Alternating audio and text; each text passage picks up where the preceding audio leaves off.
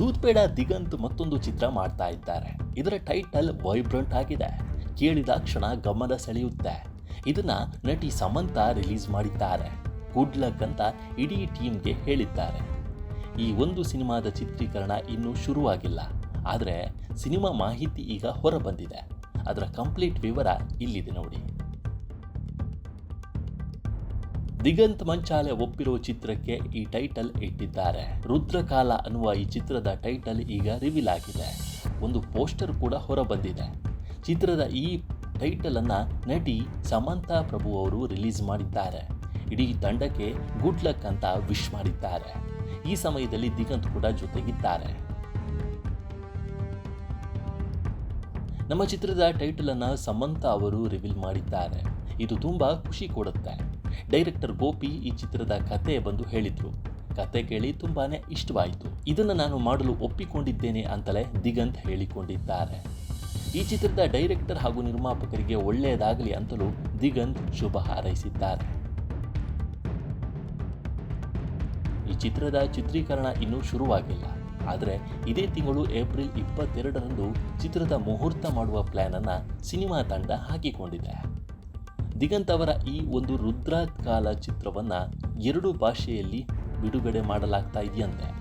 ಕನ್ನಡ ಹಾಗೂ ತೆಲುಗು ಭಾಷೆಯಲ್ಲಿ ಸಿನಿಮಾ ಮೂಡಿ ಬರ್ತಾ ಇದೆ. ಈ ಚಿತ್ರಕ್ಕೆ ರಮೇಶ್ ಅವರು ಕತೆ ಬರೆದಿದ್ದಾರೆ. ಕ್ರಿಸ್ಟೋಫರ್ ಜೋಸೆಫ್ ಕ್ಯಾಮರಾ ವರ್ಕ್ ಮಾಡಿದ್ದಾರೆ. ಡೈರೆಕ್ಟರ್ ಗೋಪಿ ಅವರಿಗೆ ಇದು 4ನೇ ಚಿತ್ರ ಆಗಿದೆ. ಈ ಹಿಂದೆ 3 ಸಿನಿಮಾಗಳನ್ನು ಮಾಡಿದ್ದಾರೆ. ದಿಗಂತ್ ಮಂಚಾಲೆ ಒಪ್ಪಿರೋ ಚಿತ್ರಕ್ಕೆ ಈ ಟೈಟಲ್ ಇಟ್ಟಿದ್ದಾರೆ. ರುದ್ರಕಾಲ ಅನ್ನುವ ಈ ಚಿತ್ರದ ಟೈಟಲ್ ಈಗ ರಿವೀಲ್ ಆಗಿದೆ. ಒಂದು ಪೋಸ್ಟರ್ ಕೂಡ ಹೊರ ಬಂದಿದೆ. ಚಿತ್ರದ ಈ ಟೈಟಲ್ ಅನ್ನ ನಟಿ ಸಮಂತಾ ಪ್ರಭು ಅವರು ರಿಲೀಸ್ ಮಾಡಿದ್ದಾರೆ.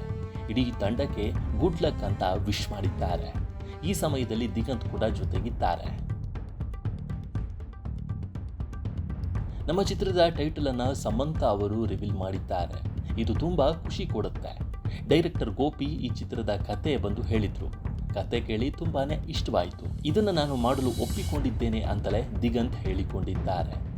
ಈ ಚಿತ್ರದ ಡೈರೆಕ್ಟರ್ ಹಾಗೂ ನಿರ್ಮಾಪಕರಿಗೆ ಒಳ್ಳೆಯದಾಗಲಿ ಅಂತಲೂ ದಿಗಂತ್ ಶುಭ ಹಾರೈಸಿದ್ದಾರೆ.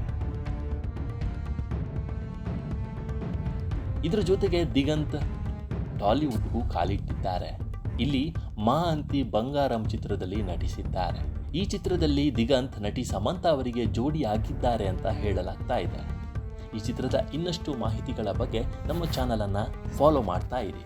ಜೊತೆಗೆ ನಮ್ಮ ಈ ವಿಡಿಯೋ ನಿಮಗೆ ಇಷ್ಟವಾಗಿದ್ದರೆ ಲೈಕ್ ಮಾಡಿ, ಶೇರ್ ಮಾಡಿ ಮತ್ತು ನಮ್ಮ ಚಾನಲನ್ನು ಸಬ್ಸ್ಕ್ರೈಬ್ ಮಾಡಿ.